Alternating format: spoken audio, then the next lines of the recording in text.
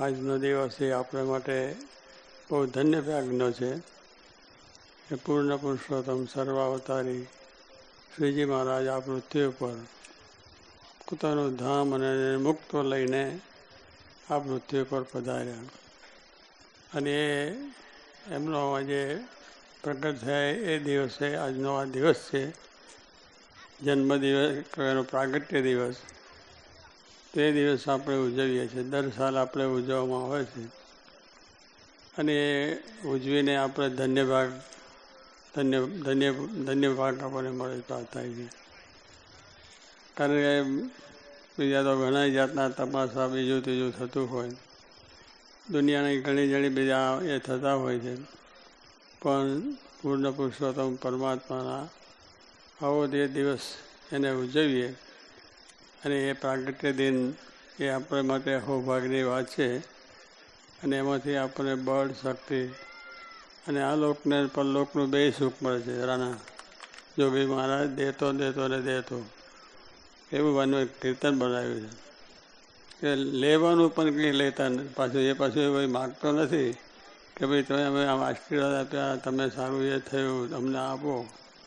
એટલે એવો યોગીજી મહારાજ જેવા પુરુષ મળ્યા છે એ આપણા મોટા બહુ જ ધન્યવાદ છે.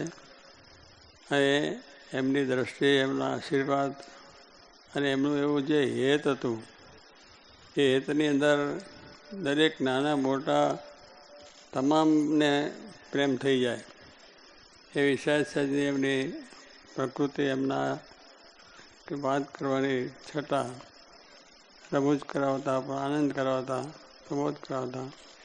એટલે આપણને ભગવાનનો આનંદ એમાંથી જ મળે. સહેજે આપણું મન એની અંદર આકર્ષણ થતું.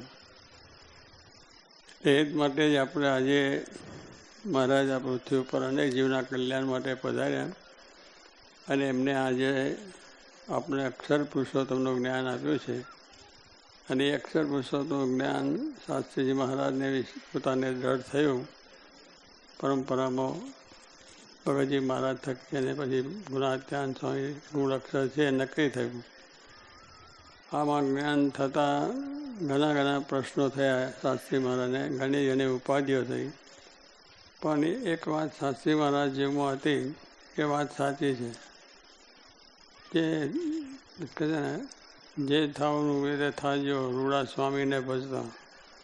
આ એક આપણે કીર્તનની કડી પણ તે વખતે બોલાતી ત્યાં અત્યારે બોલાય છે કે જે દુઃખ થાય તે થાજો.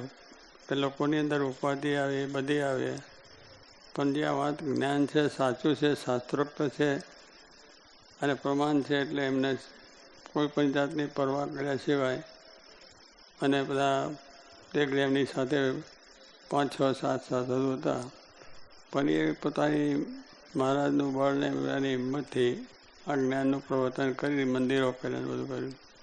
મહારાજે જેમ 500 સંતો કર્યા એમ શાસ્ત્રી મહારાજો વિમાના પ્રતાપે આજે આ સંતો પણ આપણે થાય છે. હવે આપણે એમ થાય કે હવે સંતોને પણ ભણેલા કરેલા છે, પરદેશ રહેલા છે, કે આપણા અહીંથી છોકરાઓને પરદેશ જવાનું મન થાય.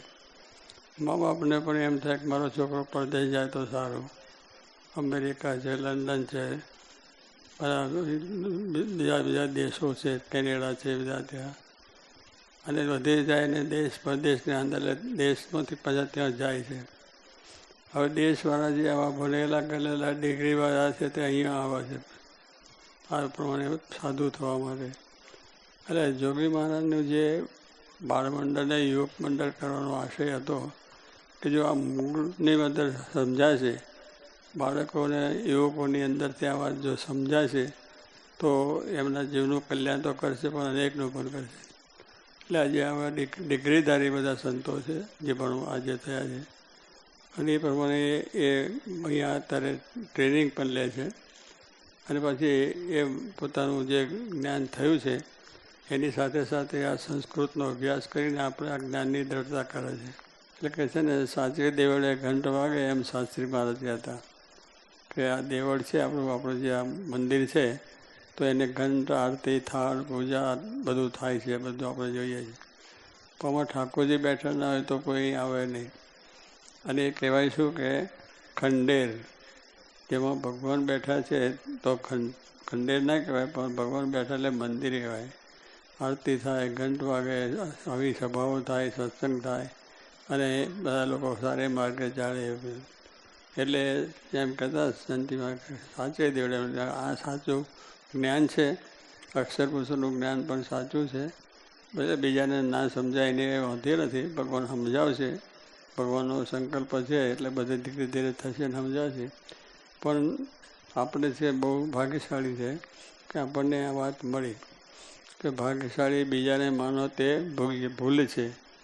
કે આપણે બીજાને ભાગ્યશાળી માનીએ છીએ, પણ આપણા જેવા કોઈ ભાગ્યશાળી જ નથી કે આપણને આ જ્ઞાન થયું છે. આવા સાચીમાં જોઈમાં જેવા સંત મળ્યા છે અને આવું આપણને આ કથા વાર્તા કીર્તન ભજનનું સુખ મળે છે, તો એ મોટા ભાગ્ય છે આપણો. તો સ્વામી કહે છે એમ માનું કે આપણા જેવા કોઈ ભાગ્યશાળી નથી કે આવી રીતે આપણને આ કથા અને વાર્તા અને કીર્તનને દેશ ને પ્રદેશની અંદર ઉત્સવને સમયાન ધમાધમ થાય છે અને એ રીતે કાર્ય થાય છે. તો એ શું કે ભગવાનની ઈચ્છા વગર કશું બનતું નથી. તો કહેવાનું છે કે એવા કેપ જેને જ્ઞાનનો કેપ છે, લોકો નથી કહેતા આ લૌકિક કેપ ચડી જાય છે ને, પૈસાનો કેપ ચડે, હોદ્દાનો ચડે, કોઈ બધી બીજી વસ્તુનો ચેક કરી જાય, કોઈને આ પ્રમાણે કેપ બધું વ્યસનો કરે એનો કેપ ચડી જાય, એવા બધા કેપ ચડે છે. પણ એ કેપ છે કે આપણે અધોગતિને પામવાના છે, શરીરને પણ નુકસાન છે અને આપણે ધામમાં જઈએ તો પણ એ કામમાં આવે નહીં, દુખ્યા તો હોય છે. પણ આ કેપ સાચો કહેવાય, ભગવાનને સંતનો કેપ છે એ સાચો. અને એને આ કેપ જે ચડ્યો છે એ પછી ભગવાનના ધામને જ પામ્યા છે. એવા દાખલા બધા ભજન થઈ જાય.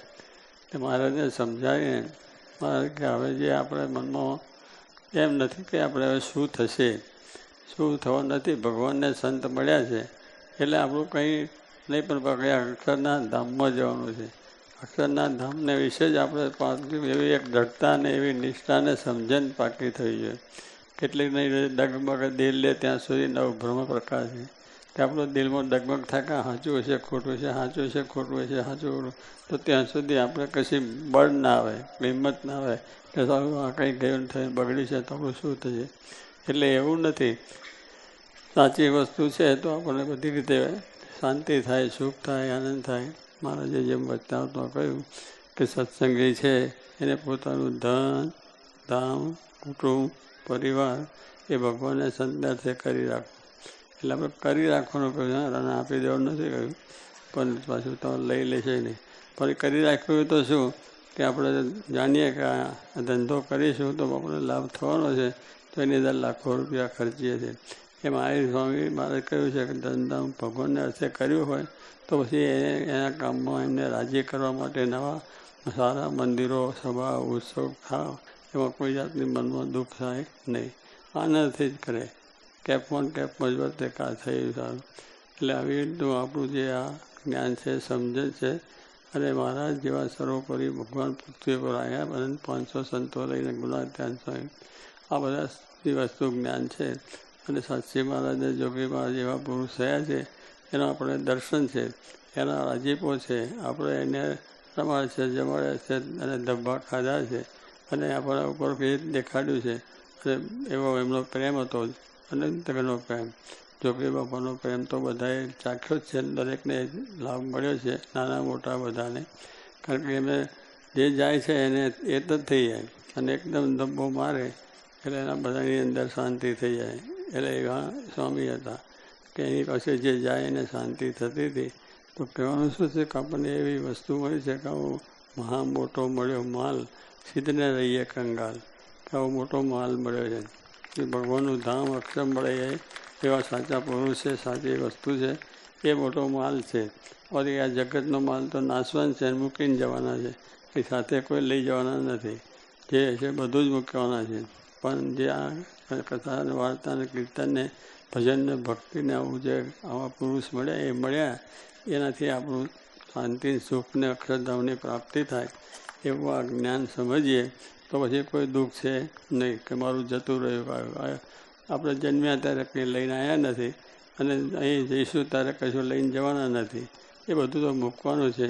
પણ સાથે શું લઈ જવાના છે કે અક્ષરને પુરુષોત્તમનું જ્ઞાન, શાસ્ત્રી મહારાજ યોગીજીમાંને જે રાજી કર્યા આપણે આવી રીતે એની ભક્તિ કરી એમના માટે આ બધું કામ કર્યું એ આપણી સાથે આવે છે.